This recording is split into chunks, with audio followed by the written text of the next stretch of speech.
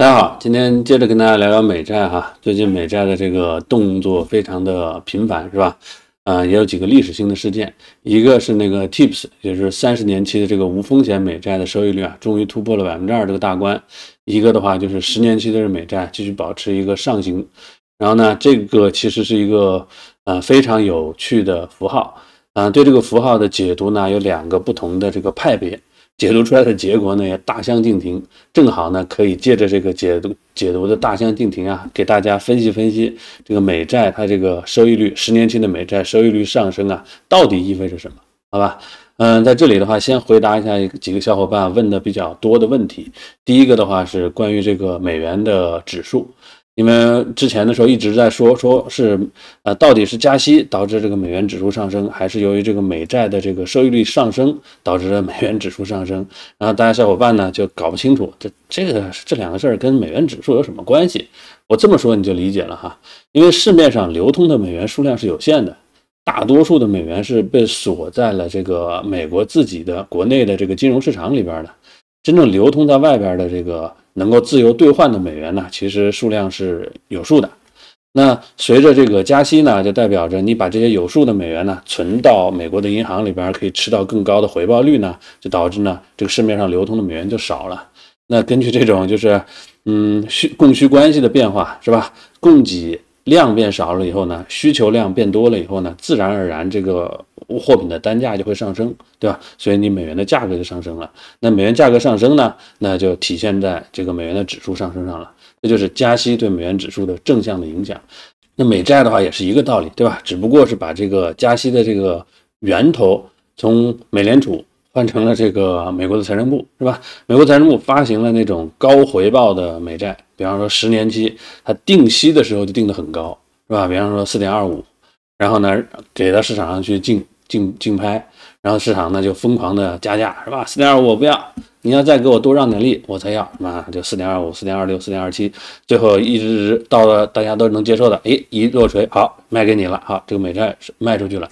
卖出去的同时呢，它就在市场上就把它售出去的这份流动性呢锁在了美债里，对吧？通过这种方式呢，一样去吞噬了这个市场上的流动性。同样的，刚才那个供需平衡的这个原理，对吧？市场上流通的美元变少了，那需要美元的人又变多了，因为你那个收益高嘛，那自然而然美元指数就上升了嘛，对吧？那你美元指数上升了，那相对于非美元的货币而言的话，那就是美元升值，其他货币贬值，这就是这个人民币贬值的缘由，是吧？最近有小伙伴问说，你上个星期的这个预测的这个局面跟现实的情况是大相径庭，大失水准，问是怎么回事？其实道理非常简单啊，这上星期发生2个意外事件吧，一个的话是这个美债的收益率突然之间暴涨，是吧？从4.0几，就10年期的美债从4.0几一下子窜到了4.2几，然后接着呢就有很多的这个就是债王跳出来说要到4.5。我在436期的时候还模仿拜登的那个角色，是吧？给大家说，我说4.5才哪儿到哪儿，我的目标是5，是吧？我这话说完了，真的是言出法随了。紧接着这个美联储的这个内部会议上面就说了，说这个现在目前的这个10年期美债还有上涨空间，是吧？这完全就是给我的说法站桩了。那这个话说出来的话，那美债怎么能不涨？那么美债一涨的话，那美元流动性怎么能不枯竭，对吧？这是一件大事吧，导致这个人民币贬值的大事吧。与此同时呢，中国的人民银行还降息了，降了15个 BP， 就是我说那个例子嘛。你美国狐假虎威的说，我要通过加息收割全世界，我要让这个世界上没有美元用，然后让你们全部贱卖你们的自己的资产来换我的美元。这个话刚说完，中国暗搓搓的说可以，我自己先拿自己一刀，看你有没有我厉害。就这嘛，就完全不给美国面子嘛，就是降息这个意思，明白没？就是用了很小的力量表示了对你的轻蔑和挑衅，往你脸上吐痰，是不是？你美国不是现在厉害的很吗？美元指数不是厉害的很吗？那我就给你再添把火，让你再厉害，看能不能烧死我。就这话，对吧？这是戏演出来了以后，你说你之前的时候，前一个星期的时候，你怎么能看得准后面的事呢？包括现在呢，你看石油价格、黄金价格，是吧？然后人民币指数，然后股票市场，包括美股，为什么都在跌？流动性被抽走了，当然跌了。之前不是给大家介绍过嘛，资本市场上是零和游戏嘛，你钱到哪里去哪里就涨价，你钱从哪里出来哪里就跌价。现在全部都往美债的市场上涌，那其他的市场不都应声而跌吗？所以说这些事情是我提前没有办法预测到的，对吧？那美国人不讲武德，不要脸，耍流氓，脱了裤子，那我怎么能提前知道他这么不要脸呢？所以我觉得这个事情看的没看准，完全不是我的责任，这不是我推卸哈，我把后面的逻辑跟大家分析听了哈。所以呢，很多的这种小伙伴是吧，喜欢带节奏就带嘛，这种事儿也无所谓。反正最近的看的各种就前言不搭后语、不讲逻辑的话也特别多，是吧？阴阳怪气的说几句损几句，我也能理解。毕竟呢，看懂这背后的逻辑啊，需要脑子。那有的喜欢带节奏的，他不需要脑子。当然了，背这个话能够带得了节奏的，那也没什么脑子，对吧？所以这个事儿的话是仁者见仁，智者见智。那咱们再说回来，那这现在的这个局面是美国的这个国债收益率暴涨了，它后面的这个暴涨的空间还有很多。那这个预示着一个什么样的一个情形呢？大概的话，我给出3个角度的判断啊。第一个的话就是目前的这个暴涨啊，其实是后继无力的。为什么呢？因为现在虽然说美国的财政部很想继续的通过这种方式啊，把美债的收益率继续往上拉，但是我在上期节目的时候也跟大家介绍了，就是增加美债收益率这种方式跟加息这种方式，这2种方式来说的话，其实美债收益率这个的话，对美国的信用损失很大，对美国政府未来的政策空间的透支很大，所以呢，它是有个上限的。它不像加息是吧？短短15个月加了525个 BP， 然后现在呢会不会继续加？能再继续加多长时间？都还是个问号，大家都还在忐忑是吧？心里没底。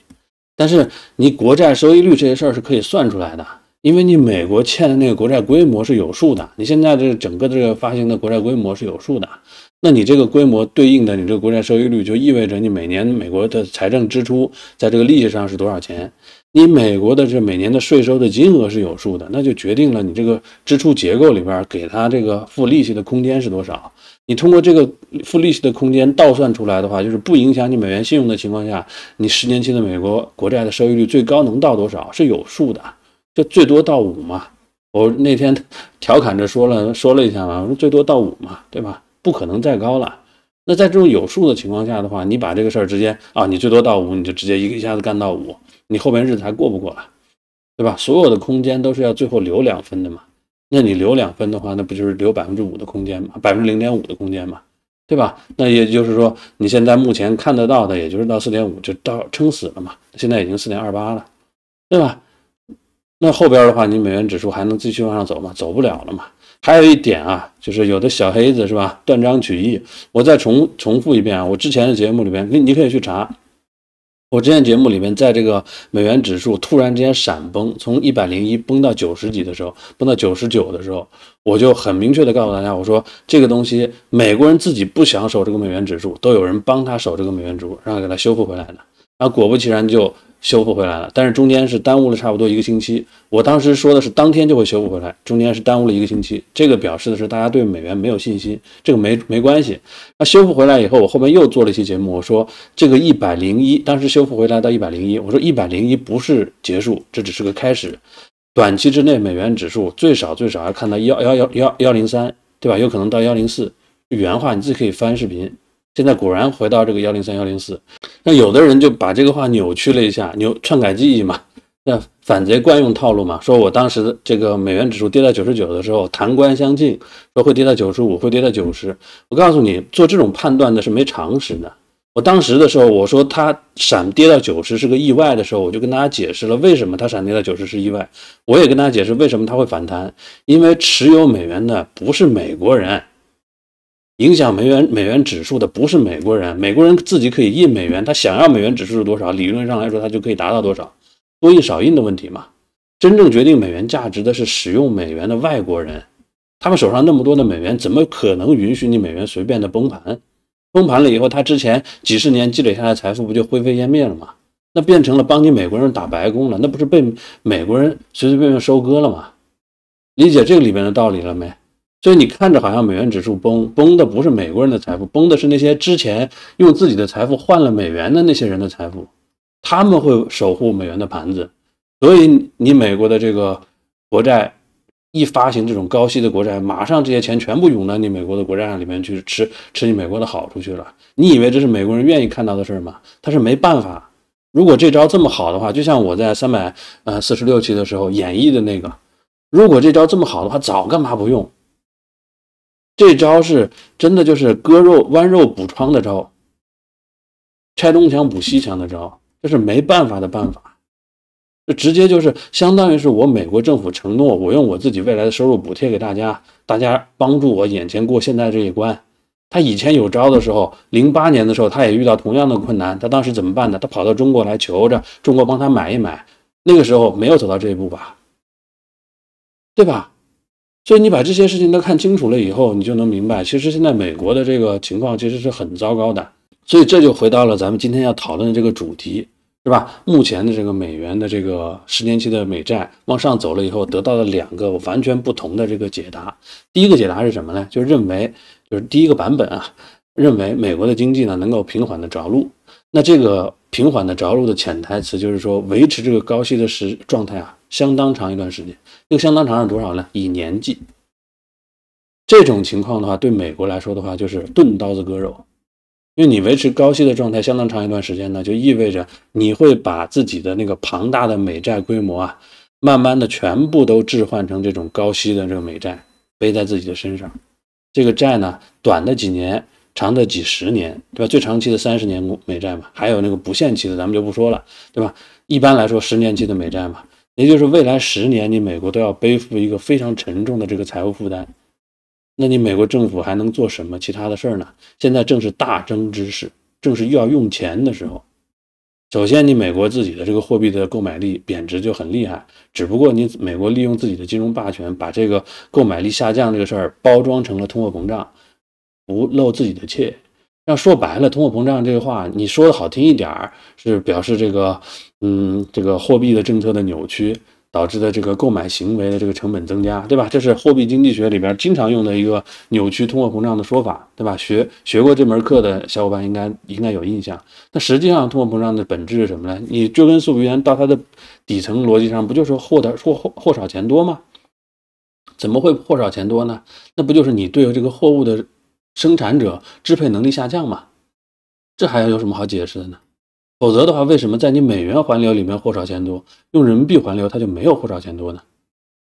这不就是此消彼长吗？这个话还把它说透吗？说透了，你们脸还往哪儿搁呢？没狗你的钱怎么拿呢？对吧？所以说有的话我只是没把它点破，但是有的小伙伴喜欢抬这个杠，不想要脸，那我就把这个话点破给你听。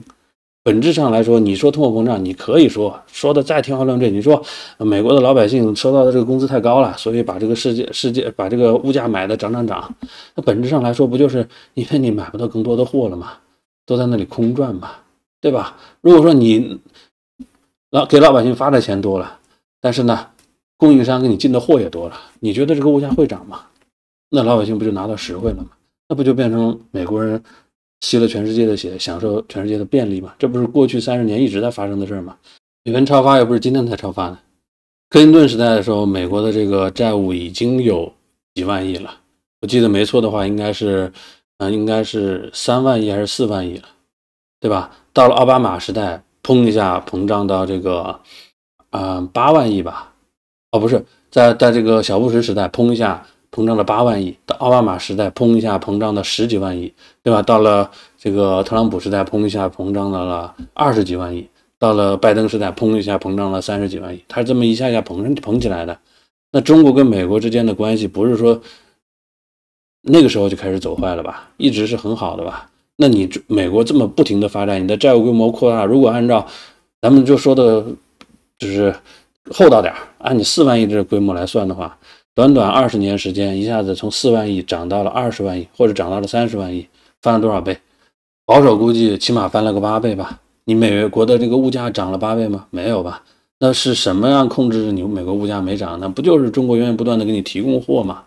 全世界给你，不只是中国啊，中国只是代表，以中国为代表的是吧？你的美国的供货商源源不断给你提供廉价的货品嘛，才让你能够享受那么低的那个物价水准嘛。现在你对中国的控制能力不行了嘛？你对这个原材料国家的控制能力不行了嘛？那随着你对他们的控制能力下降，你自己国内通胀不就腾就起来了吗？这才是事实的真相。只不过经济学家的任务就是要通过这种花里胡哨的说法扭曲你脑中的印象，把这种很朴素的、很直观的直接联系把它断掉，给你换一套很扭曲的方法，这样才好操纵整个舆论，才能把你带到沟里边去。我一开始做节目的时候就跟大家说的很清楚了，是吧？我做节目的目的就是想用这种很直观、很简单的、很清晰的逻辑把这个事情讲清楚，是吧？不喜欢用那种乱七八糟的绕腾你的方式，故意故弄玄虚。你要觉得我说的这个东西逻辑上有问题，你就指出来，对吧？咱们共同进步。我对这个问题一点都不避讳，我哪里说错了，哪里数据引用错了，你指出来马上就改，对吧？这个没有什么好丢人的。咱们没有任何的事情说是我要在这里装个大神，都是学习，都是小学生，对吧？一起来学习进步的，对吧？这是一块。另外一块，大家可以看得到，我对这种不同意见、不同的这种反驳意见，哪怕阴阳怪气的意见的态度，我都是听之任之的，随便，对吧？你只要不违反这个平台的规矩，我是不会去删你的评论的。为什么呢？我删你的评论干嘛呢？维护我自己的形象有什么意义呢？我来的目的就不是为了说明我自己有多正确的，对吧？就是想要根据这些现象分析出来的结果，要跟大家交流讨论的，对吧？只要不违反我这个初衷，那其他的事情其实我都不在乎的，好吧？这点的话跟大家说清楚。然后咱们再回过头来说到今天说的这个事情上来，刚才说了第一条是吧？这个缓慢的这个不衰退的这个路，那就是相当于是割肉喂鹰嘛，反复的就是割美国的这个存的这个老底嘛。这件事情会维持很长的时间，但是他会不会走这条路，我是持高度怀疑的。为什么呢？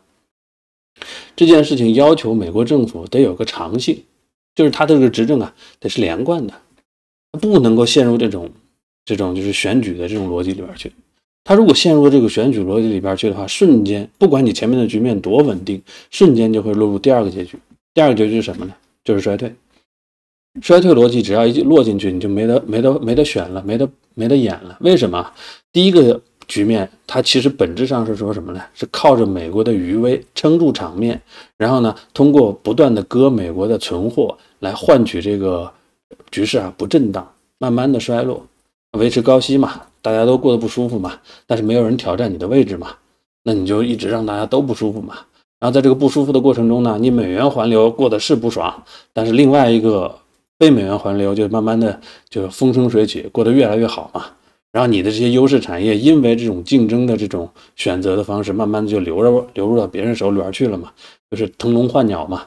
这么说理解了吧？这个过程会很长时间，对吧？你看起来好像美元还支棱着，但实际上呢，在美元这个游戏里边，越玩成本越高，越玩成本越高。那你之前跟大家讲了风投的这个概念是吧？上期节目跟大家讲了嘛，你美元这么高的息，风投怎么在你美元体系里玩啊？对吧？那谁家息低，那谁家那边才有风投的这个存在的土壤呢？那负担小嘛。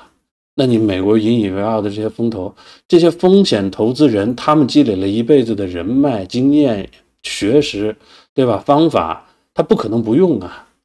他在你这儿用不了了，他到别的地方用啊，自然而然就完成了这个腾笼换鸟了，对吧？但是呢，你想玩成这个的话，不拆你的台，你的政策得稳定，对吧？英国之前就是这么玩的，稳定，因为有个女王坐镇呢，稳定衰落的这几十年衰落完了，你美国能保证吗？不能保证吧。所以我为什么一直在强调说我不看好美国能够走成第一条这种能够持续这种高息玩很长时间的这种，因为它不具备这种稳定的政治条件。它要搞党争，它就得搞激烈化，搞激烈化就是第二条路，对吧？衰退随之而来，只要这个平衡一被打破，马上衰退就来了。为什么呢？因为没人买单了，知道你不行了，你又护不住场子，你不行了。如果说你能护得住所有人都闭口不称，是吧？皇帝新装嘛，没有人叫破这个场面，你还能维持这个场面，对吧？你如果维持不了的话，只要有人叫破这个场面，马上大家场子就一散，是吧？散是满天星，你就啥也不剩了。所以接下来的话，我觉得美国的经济很有可能在今年的下半年，就是第4季度就要走入，或者到明年的1季度就会走入一个实质性的衰退，会有一个标志性的事件，对吧？那这件事情到底是怎么个进入法，这个我不知道，没办法提前预计。但是目前看到的这种种种迹象其实已经非常明显了，包括这个10年期的国债跟这个短期就是2年期跟10年期之前不是一直在说嘛，这个倒挂是不是？